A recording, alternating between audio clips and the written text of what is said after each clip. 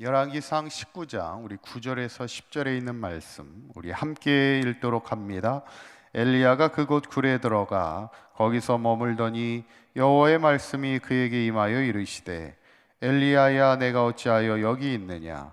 그가 대답하되 내가 만군의 하나님 여호와께 열심히 유별하오니 이는 이스라엘 자손이 주의 언약을 버리고 주의 제단을 헐며 칼로 주의 선지자들을 죽였음이오며 오직 나만 남았거늘 그들이 내 생명을 찾아 빼앗으려 하나이다. 아멘. 할렐루야. 우리 지난 시간에 우리 엘리야가 갈멜산의 승리 이후에 여전히 이세벨이 자신을 죽이려고 위협하는 가운데 이제 광야로 도망가서 스스로 죽기를 간구하는 엘리야를 보면, 이거 우리가 사역을 하다 보면 때로는 낙심에 빠지게 되고 절망에 빠지는 그런 상황이 있죠. 변화될 것 같지만 변화되지 않는 현실 앞에서, 또 계속되는 어떤 대적들의 공격 앞에서 우리도 낙심할 수 있다는 거예요. 그래서 우리에게 중요한 것은 우리의 믿음을 끝까지 지키고 항상 성령의 충만함의 힘을, 능력을 통해 마지막까지 이기는 그런 믿음의 삶이 되어야 될 줄 믿습니다. 오늘 본문은 이제 낙심 가운데 있던 엘리야를 찾아오시는 그 하나님을 보게 되지요. 9절에 있는 말씀을 보시면 다시 한번 읽어볼까요? 시작. 엘리야가 그곳 굴에 들어가 거기서 머물더니 여호와의 말씀이 그에게 임하여 이르시되 엘리야야 내가 어찌하여 여기 있느냐. 이렇게 말씀하시는 하나님을 보게 돼요. 하나님의 말씀이 그에게 임하였다는 거예요. 어쩌면 우리가 힘들고 지칠 때 하나님은 여전히 우리를 찾아오시는 하나님이심을 보여줍니다. 거와 같이 우리를 버려두지 아니하시고 항상 우리를 찾아오셔서 위로하시는 하나님이심을 우리가 믿어야 되는데, 그런데 오늘 본문에 보면 엘리야가 하나님의 음성을 이렇게 듣게 되면서 찾아오시고 위로하여 주시는 하나님을 만날 때 이제 엘리야가 그동안 자신이 힘들었던 것을 이렇게 하소연하는 것을 보게 됩니다. 그때 자신이 뭐라고, 자기가 왜 이렇게 힘든지를, 그 이유를 지금 설명하고 있습니다. 10절에 있는 말씀을 보면 그가 대답하되 이렇게 하면서 쭉 하면서 마지막에 뭐라고 나오냐면 오직 나만 남았거늘 그들이 내 생명을 찾아 빼앗으려 하나이다. 이렇게 고백을 합니다. 오직 누구만 남았다고요? 나만 남았다는 거예요. 지금 다른 하나님의 사람들은 다 죽임을 당하고 오직 자기 혼자 남아서 이 외로운 싸움을 계속 싸우고 있다는 거예요. 갈멜산에서도 혼자서 850명의 선지자와 싸우지 않았습니까? 그게 참 쉬운 일이 아니죠.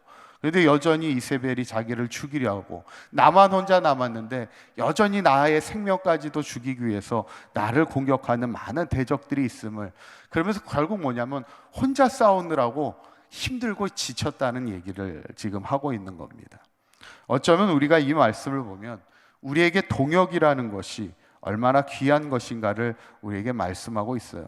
그래서 우리가 보통 한자어를 보면, 사람 인자를 보면 두 회기, 두 막대기가 서로 어떻게 하고 있어요? 이렇게 기대고 있는 것을, 서로 엇갈려 기대면서 서 있는 것을 보게 됩니다.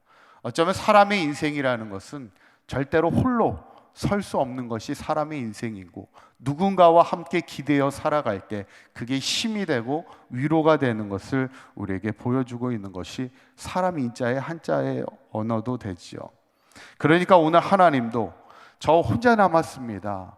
저 혼자 남았는데 저마저도 이제 죽이려고 합니다.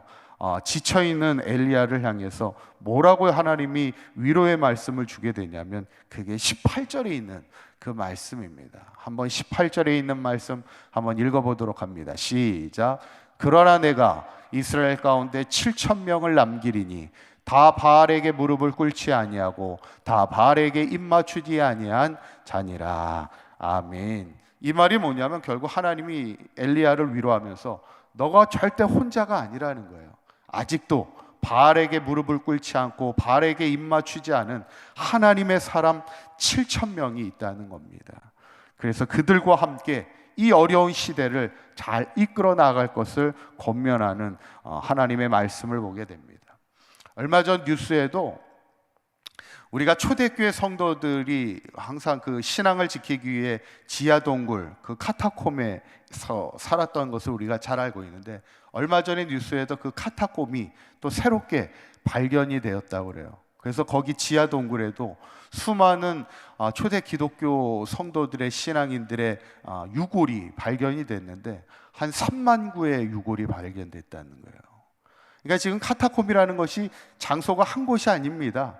여러 장소에 흩어져 가지고 지하 동굴 안에 들어가서 초대교회 성도들이 이제 숨어 살았는데, 그게 거의 300년 역사 동안 숨어 살게 되는 거예요.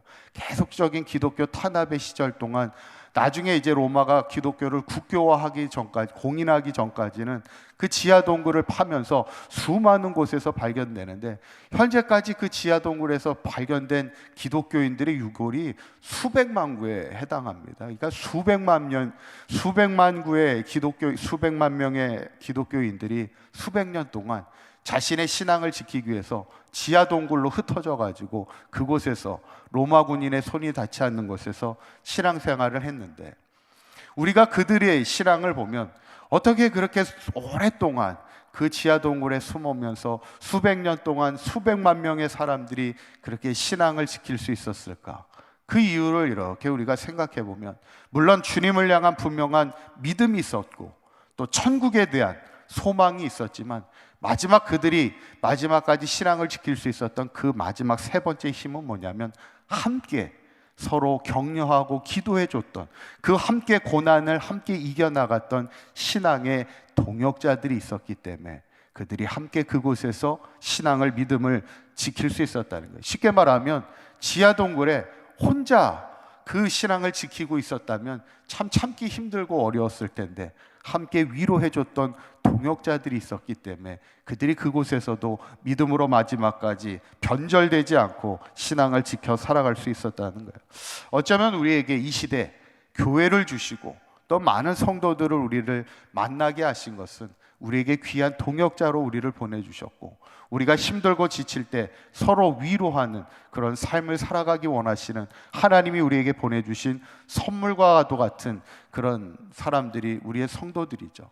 물론 가끔 안타까운 것은 서로가 서로에게 상처가 될 때도 있고, 때로는 교회 안에서 서로 이렇게 비난하고 서로 흠을 잡고 그게 서로에게 아픔이 되는 그런 경우도 있지만, 사실은 중요한 것은 우리 안에서 서로 힘들고 지칠 때 홀로 믿음의 길을 걸어가는 것이 아니라 함께 기대어, 함께 힘이 되어주고 기도가 되어줄 수 있는 귀한 동역자의 삶을 살아가라고 우리에게 교회와 성도들을 허락하셨는데, 저는 오늘 본문을 보면서 엘리야가 지금까지 홀로 싸우느라고 오직 나만 남았습니다, 그 힘든 이 영적인 여정에서 지쳐가는 우리 엘리야를 보면서 우리에게 중요한 것은 우리에게 신앙의 수많은 동역자들이 하나님 우리에게 보내주셨음을 기억하시고, 우리가 서로 힘들 때 위로하고 서로 함께 기도하면서 이 믿음의 길을 걸어가면서 마지막까지 승리하며 살아갈 수 있는 사강교회와 모든 성도님들이 될 수 있기를